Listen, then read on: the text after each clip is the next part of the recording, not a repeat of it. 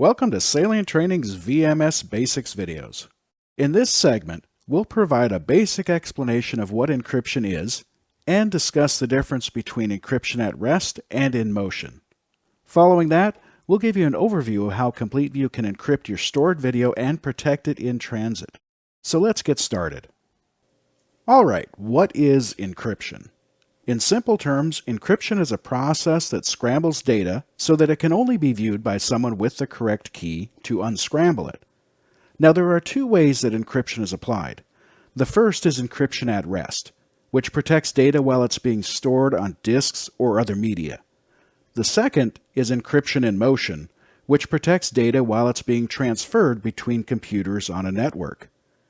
Any type of data can be encrypted, including text stored in databases, personal documents, and emails. This includes files in your CompleteView deployment, like your configuration and license files. Just like text documents, the video being recorded by your CompleteView recording servers can also be encrypted and safely stored to prevent unauthorized access. So let's take a look at how CompleteView encrypts your data at rest. In order to encrypt your recorded video, CompleteView needs to create an encryption key. This key is created when a CompleteView administrator enters a password into the encryption settings of the management server. Once the password is entered, CompleteView uses an advanced encryption standard or AES algorithm to generate a random encryption key. The administrator can select either 128-bit or a 256-bit algorithm to create the key. The encryption key is then used by the recording server to encrypt or scramble your recorded video, which is then placed on your recording server storage. Now you might be asking, how secure are the 128-bit or 256-bit keys?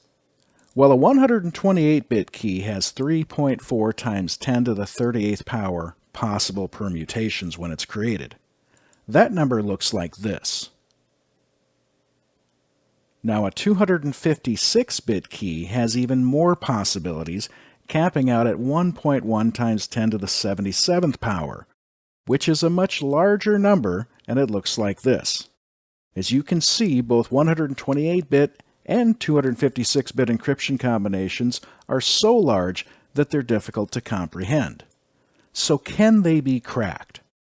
Well, let's assume the following are true: that there are 7 billion people on Earth, that each person on Earth owns 10 computers, that each of these computers can test 1 billion key combinations per second, and that on average you'll be successful in cracking the key after trying 50% of the possible combinations. This means that the Earth's population could crack a single key in about 77 octillion years. So in short, your data is secure. Now let's look at what happens in CompleteView once that encryption key has been created. For this example, we'll start out with a security camera. The video captured by the camera is streamed from the camera to your CompleteView recording server. When the recording server receives the video, it passes through the encryption filter, which uses the AES key that was created by the admin to scramble the video. The encrypted video data is then packaged into an AVI file and transferred to your configured storage location. Now that the video is safely encrypted and on our storage, how are we able to view it? Well, that process is essentially the reverse of the video encryption. To view the encrypted video, a user requests video playback for one or more cameras from the recording server. The encrypted video is pulled from the recording server's storage, then it's passed through the recording server's decryption filter, which unscrambles it, and then it's streamed to the desktop client. Now, the video being streamed to playback is no longer at rest, it is not encrypted, and it's now in motion across your network. So how can you still protect it? Well, to fix this, use another security feature of CompleteView and enable Transport Layer Security, or TLS. With TLS enabled, you can encrypt all data from CompleteView that is transferred across your network.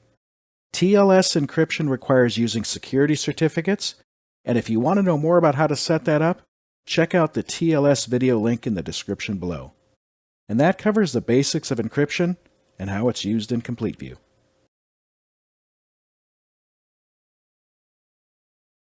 If you found this video helpful, follow us for more user training videos. And if you have comments on our videos, send an email to training@salientsys.com. Thanks for watching.